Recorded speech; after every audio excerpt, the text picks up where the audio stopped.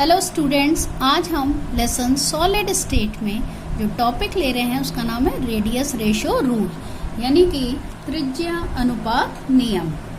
अब हम जब रेशो की बात करें, रेडियस के रेशो, तो वो रेडियस किसकी होंगी? कैटायन और एनायन की। तो इट मीन्स ये किन कंपाउंड्स के लिए बात हो रही है? आयनिक कंपाउंड्स, यानी जो आयनों से मिलकर बने हैं, या इलेक्ट्रोवेलेंट कंपाउंड। तो बच्चों, कैटायन और एनायन की जो रेडियस होती हैं, त्रिज्याएं होती हैं, उनका जो रेशो होता है वो कहलाता है रेडियस रेशो। अब इसको हम ऐसे भी इंडिकेट कर सकते हैं, radius of cation R plus, radius of anion R minus, और चाहे तो ऐसे दे दे R C for cation, A for anion. अब बच्चों बात करते हैं कि ये क्या होगी वैल्यू, तो क्या कंडीशन आएगी। तो देखिएगा, अगर आप कैटायन का साइज बिगर लेंगे तो ऑटोमेटिकली जो रेडियस रेशो वैल्यू है वो हाई आएगी। अगर कैटायन का साइज बड़ा होगा तो क्या होगा? एनायन जो होते हैं वो उसको उतने ही ज्यादा नंबर में घेर लेंगे, क्योंकि आयनिक कंपाउंड का जो पैटर्न होता है वो किस तरह होता है कि हर आयन अपोजिट आयन से चारों ओर घिरा हुआ होता है। तो अगर कैटायन का साइज बड़ा होगा तो बच्चों जो एनायन उसको घेरेंगे उनकी नंबर भी ज्यादा होंगे। अगर नंबर ज्यादा होंगे तो इट मीन्स कैटायन की जो कोऑर्डिनेशन नंबर है वो भी हाई होगी। कोऑर्डिनेशन नंबर क्या थी? अगर हम कैटायन की बात करें तो कैटायन को जितने एनायंस घेरेंगे वो नंबर कहलाएगी कोऑर्डिनेशन नंबर ऑफ कैटायन। तो बच्चों, एक कंडीशन मैंने ली, छोटा सा एक कैटायन बनाया, कैटायन जितना छोटा है एनायन उतने ही कम उसको घेर पाएंगे।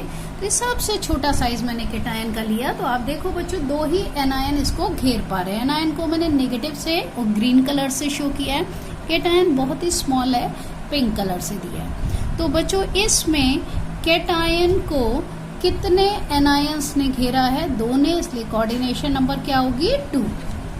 अब देखिए, मैंने कैटायन का साइज थोड़ा सा इंक्रीज कर दिया है बच्चों। जब कैटायन का साइज इंक्रीज किया है तो देखिए, एक नहीं, दो नहीं, बल्कि 3 एनायंस उसको कवर अप करना है। तो इसमें जो कोऑर्डिनेशन नंबर है कैटायन की वो क्या होगी? 3। क्यों? क्योंकि 3 एनायन है।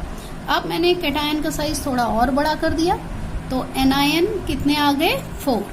तो जैसे जैसे हम कैटायन का साइज इंक्रीज कर रहे हैं, ज्यादा से ज्यादा एनायन उसको कवर अप करते हैं, उसको घेर लेते हैं, तो कोऑर्डिनेशन नंबर भी इंक्रीज कर जाती है। अब बच्चों, एक रिलेशन बताना था, क्योंकि रेडियस रेशो रूल से क्या हम समझते हैं, क्या यूज है, क्यों हम ले रहे हैं। रीजन, हम जो रेडियस रेशो लेते हैं बच्चों, इसके थ्रू हम किसी भी कंपाउंड में, जो आपका आयनिक कंपाउंड या क्रिस्टल लैटिस है, इसमें कोऑर्डिनेशन नंबर निकाल सकते हैं, और साथ ही साथ उस लैटिस की शेप या ज्योमेट्री पता कर सकते हैं। अब इसके लिए मैंने क्या किया है, ये जो था अभी हमने लिया था, कौन सा वाला? देखिए, ट्रायंगुलर शेप जिसमें थी, कैटायन को 3 एनायन में घेरा हुआ है। मैंने एक केस इसको थोड़ा सा बड़ा करके बनाया है समझाने के लिए।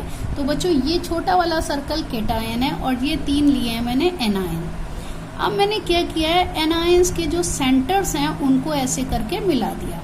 अब जाहिर बात है, ये इनकी रेडियस है और रेडियस सभी की बराबर है, तो ये जो लेंथ है वो इसके बराबर और वो इसके बराबर हो गए। इट मीन्स तीनों की जो साइड्स हैं वो इक्वल होंगी।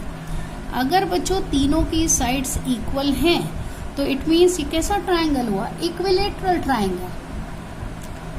अब इक्विलेटरल ट्रायंगल में साइड सेम होते हैं और जो एंगल होता है वो कितना होता है? 60। अब बच्चों देखिए, मैंने क्या किया है, ये जो छोटा वाला है यानी कैटायन, ये उसकी रेडियस है, इसको मैंने R प्लस से दिखाया है। आप चाहो तो RC से भी दिखा सकते हो। ये एनायन की जो रेडियस है मैंने R माइनस से दिखाई है, आप चाहो तो RA से दिखा सकते हो। अब बच्चों, अगर इस में देखें तो एंगल कितना है? 60, और यहाँ मैंने ये जो लाइन ड्रॉ करी है वो जस्ट इसको 2 पार्ट्स में, इक्वल पार्ट्स में डिवाइड करी है। तो ये एंगल कितना हो गया बच्चों? 30, और यहाँ मैंने एक परपेंडिकुलर खींच दिया है, वो हो गया फिर 90 का एंगल। ये डिस्टेंस कितनी होगी, रेडियस है ये एनायन की, तो ये क्या होगी R माइनस या RA। अब यहाँ पे हम बच्चों पाइथागोरस थ्योरम जानते हैं, उससे हम निकाल रहे हैं। तो यहाँ पे है हमारे पास 30। अगर हम देखें तो मेरे पास बेस की वैल्यू है बच्चों R माइनस, और साथ ही साथ ये हाइपोटेन्यूज की वैल्यू है, कितनी है R plus plus R minus, यानी radius of cation plus radius of anion. बच्चों एक बार फिर से देख लीजिए मैंने क्या किया है, मैंने इन तीनों जो एनायंस हैं उनके सेंटर्स को मिलाते हुए लाइन ड्रॉ करी है, तो मुझे मिला इक्विलेटरल ट्रायंगल।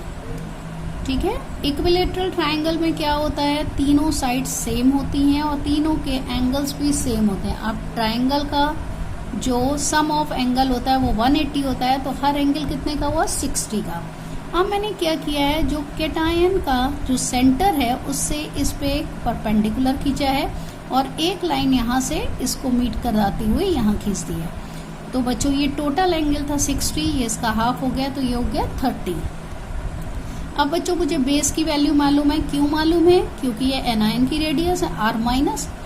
मुझे हाइपोटेन्यूज की वैल्यू मालूम है, क्योंकि ये क्या है, केटायन और एनायन की रेडियस का सम, यानी R plus plus R minus. तो बच्चों हम यहाँ पे देखिए, अब मुझे बेस और हाइपोटेन्यूज मालूम है, तो मैंने यहाँ पे इसमें ले लिया है cos 30, क्योंकि 30 एंगल था, तो cos 30 की वैल्यू होती है बेस अपॉन हाइपोटेन्यूज, और बेस कितना है R माइनस और हाइपोटेन्यूज कितना था R plus plus R minus. अगर आपको बेटा ऐसे लिखने में दिक्कत आए तो आप R माइनस को RA लिख सकते हो और R प्लस को RC लिख सकते हो। अब cos 30 की जगह मैंने रख दिया √3/2, यहाँ रख दी value R minus upon R plus plus R minus. अब मैंने इसको पूरे को पलट दिया है, तो ये हो गया 2/√3 equal to RC plus RA कर दिया मैंने यहाँ पे, प्लस माइनस से आप कंफ्यूज ना हो इसलिए, अपॉन RA। अब बच्चों मैंने क्या किया है, देखिए इस RA को मैंने क्रॉस मल्टीप्लाई करके इधर कर दिया, तो ये हो गया 2/√3 RA equal to RC plus RA। अब RA को हम लेफ्ट साइड ले गए, तो 2/√3 RA minus RA equal to RC। आगे देखते हैं बच्चों, अब इसमें मैंने RA कॉमन ले लिया, तो क्या हो गया 2/√3 minus 1 equal to RC।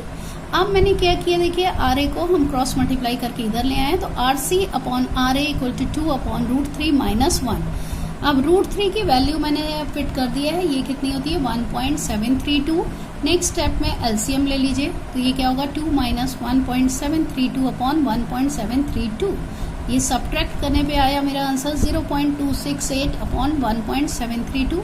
Calculate करोगे तो बच्चों आंसर आ रहा है 0.547, इसको हम 0.1547 इक्वल टू 0.155 ले लेते हैं। अब बच्चों ये हमने कब निकाला था, जबकि एक कैटायन को 3 एनायन ने घेर रखा था, यानी कि उसकी कोऑर्डिनेशन नंबर क्या थी 3। तो बच्चों बहुत ध्यान दीजिएगा, ये चार्ट ही आपको लर्न होना चाहिए, ठीक है, इससे आप सारी वैल्यूज निकाल सकते हैं, जबकि इस डेरिवेशन को कहीं आपको दिखाना नहीं है, मैंने लेकिन समझाने के लिए बता दिया था। तो बेटा केटायन और एनायन का जो रेडियस रेशियो है, अगर वो इस रेंज में हो 0.155 से 0.225 की रेंज में, तो कोऑर्डिनेशन नंबर होती है 3। तो देखा रेडियस रेशियो से हमें कोऑर्डिनेशन नंबर पता चल गई, और इनका जो स्ट्रक्चर, जो शेप या ज्योमेट्री होती है वो क्या है, प्लेनर ट्रायंगुलर। अगर ये रेंज होती है 0.225 से 0.414, तो बच्चों कोऑर्डिनेशन नंबर होती है 4, तो शेप क्या हुई, टेट्राहेड्रल। अगर 0.414 से 0.732 की रेंज होती है तो कोऑर्डिनेशन नंबर 6 होती है और ज्योमेट्री ऑक्टाहेड्रल, और 0.732 से 1 होती है तो कोऑर्डिनेशन नंबर होती है 8, तो इसकी शेप कैसी होती है, BCC। बच्चों एक न्यूमेरिकल मैंने लिया था बहुत छोटा सा, जिससे आपको समझ आ जाएगा कि ये रेडियस रेशियो हमने जो लिया है इसका यूज क्या है। तो क्वेश्चन देखिएगा क्या है, radius of A plus and B minus. अब A प्लस और B माइनस की हमें रेडियस गिवन है 88 पिकोमीटर एंड 200 पिकोमीटर। अगर दोनों की यूनिट सेम है तो बच्चों पहली चीज ये कि इनको दूसरी यूनिट में कन्वर्ट ना करिए। Now AB is close packed structure, हमें बतानी है उसकी coordination number of A plus ion. अब रेडियस रेशियो निकालते हैं, क्या होगा, कैटायन का रेडियस अपॉन एनायन का। कैटायन का कितना था 88, एनायन का 200। आप वैल्यू कैलकुलेट करोगे तो आंसर आ रहा है 0.44।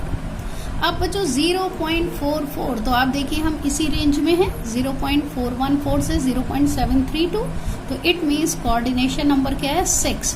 और अगर ये भी पूछा जाए कि इसकी ज्योमेट्री क्या है, तो ज्योमेट्री क्या है बच्चों ऑक्टाहेड्रल। तो अब आपको समझ आएगा रेडियस रेशियो से हम क्या क्या फाइंड कर सकते हैं। तो बच्चों ये ध्यान रखिएगा कि एनायन जो कि कैटायन को ऐसे घेरता है, जितने ज़्यादा एनायंस कैटायन को कवर करेंगे, घेरेंगे, उससे उसकी पोटेंशियल एनर्जी उतनी कम हो जाएगी और स्टेबिलिटी यानी स्थायित्व उतना ही बढ़ जाएगा। क्योंकि ये ध्यान रखिएगा एनायंस का साइज अगर बड़ा है तो कैटायंस कहाँ है, उनके बीच बीच में।